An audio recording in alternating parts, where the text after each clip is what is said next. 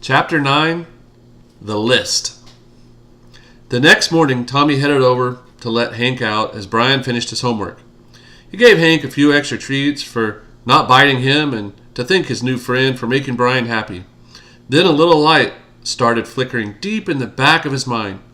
He headed up to the Levi's house, where Don greeted him at the door and offered him a cup of coffee. "You know, that's just what I need," Tommy said, following Don into the kitchen. Vanessa looked at him, tidying up after breakfast, and asked, "Tommy, are you here to see Maisie?" Tommy responded, "No, I'm here to see you." "Hey, you trying to steal my girl?" Don joked. Tommy jested, "Yes, but only for a little bit." Vanessa gave Tommy a cup of coffee and a pastry, and then followed him out on the porch. After a silence, Tommy said, "I'm trying to figure out how you did it." "What?" Vanessa asked. "How did you get Hank to come to the barn by himself every night? Also, I'd been trying to get Brian to learn that song, and you had him eating out of your hand." "Now, Tommy," she started, "a mom can't give away her secrets to just anyone, you know. You might use them against me." Vanessa gave Tommy a warm grin, which lit him up inside. "I feel you have some insight to what has been going on with Hank and Brian. It's as if you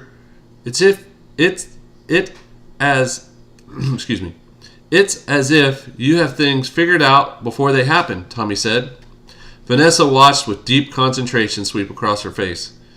Tommy went on to tell her about what had been happening at work and how he'd been struggling to make the work in office work, but somehow knew she could keep up.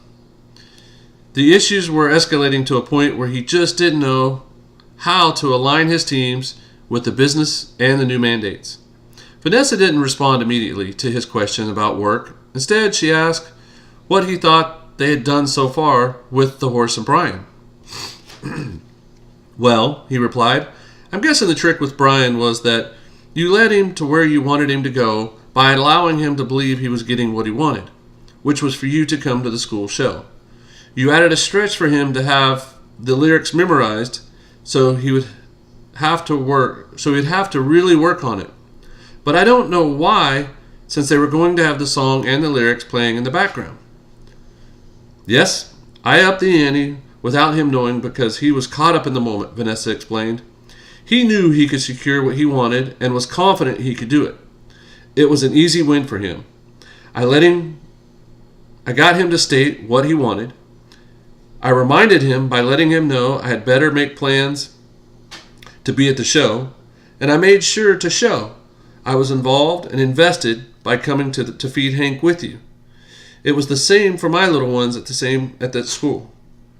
Tommy paused for a second before responding, "Okay, but what about Hank?" "Well," she said, "that's a little more complex, but I followed the same steps." "Do you know what they are?" Tommy looked perplexed. Well, he fumbled. "No, I don't know." She said, "Let's walk through it. First, we showed up every night at the same time and in the same place. Rewarded Hank for coming to us by giving him treats. We did not give him treats for standing out there and making us come to him. We needed him to come to the barn. We showed him this is what we needed him to do by rewarding him for this constantly. Before long, he understood our intentions, which was to feed him and to secure him for the night. He expected he would receive his treats as a form of rewarding positive behavior. Now, we have to keep it up and simply continue with the treats while looking for more ways to help Hank understand what we need from him." Tommy looked a little confused, but began to see everything had been part of an orchestrated series of events. "Okay," he said, "so you have a step-by-step cookbook?"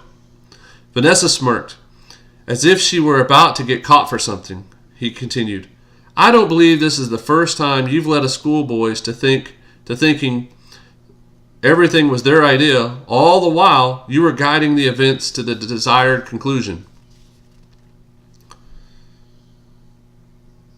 "My mom also taught me a woman never tells," she replied, and they both laughed. "Let's review, and I'll make it simple for you to remember. It's important to announce your intentions and inform others of your goals. and what your expectations are. Be consistent with your actions. Show you are sound in your conviction by demonstrating to others you have a direction, and encourage them to come along. You need to reward positive behavior and let others know you notice their accomplishments and appreciate their efforts. Make sure to reflect on how things went by reviewing your work and what is important in the future. Vanessa slowed her speech to make an impact as she stated, "Remember, there is always room for improvement."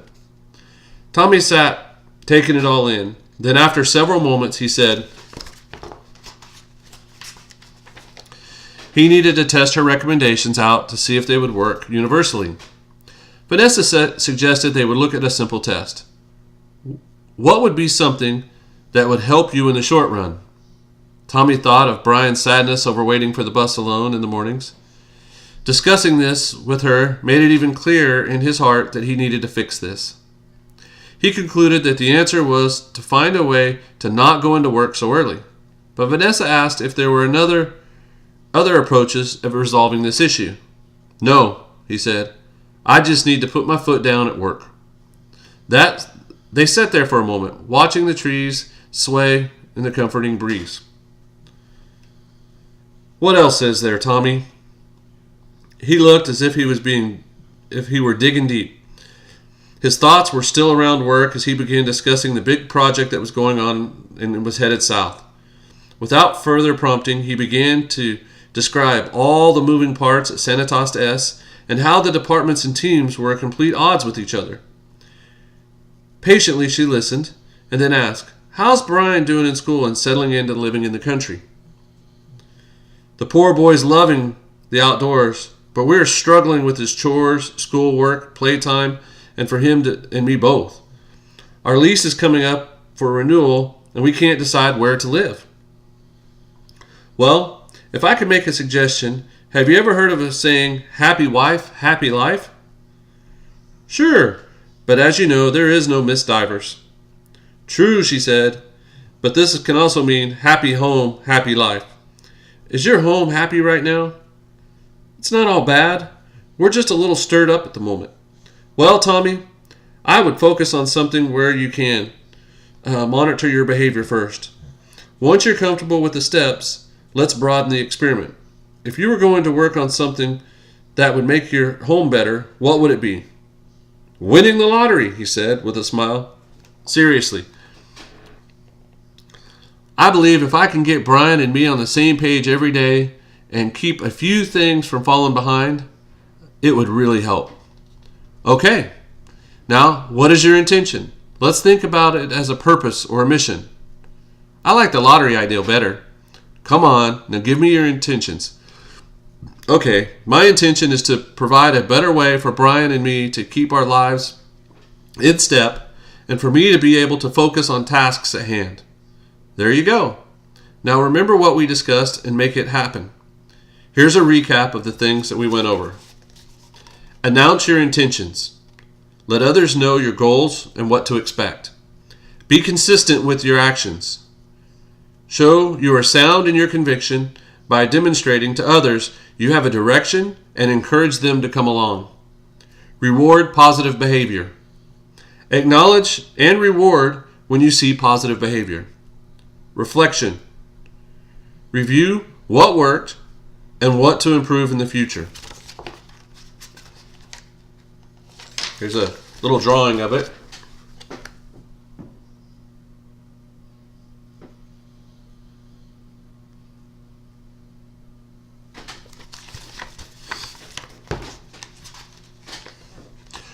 Once you get through this with improving your daily routines, let's look at a problem that's a little bigger and a little bit larger to take a bite out of, okay? "Sure," he said with a crooked smile, wondering if he had just gotten himself into more than he was ready for and that things were already overflowing his plate. That night, Tommy asked Brian if he wanted to start earning some allowance. Allowance had been a long time wish for Brian, but Tommy had always said he was too young. Brian was all too eager and expressed his willingness to take on 1,000 chores. Tommy said they would start slow and build out from there and be sure Brian learned how to balance both his work life and his home life with chores. He laid out 2 tasks for school, 2 for home, and 2 bonus tasks. The first school task was to make sure all homework made it home and got completed daily. The second was to get the homework back to school and turned in on time. The 2 tasks for home were to take out the trash on trash days and to feed and water the dogs daily.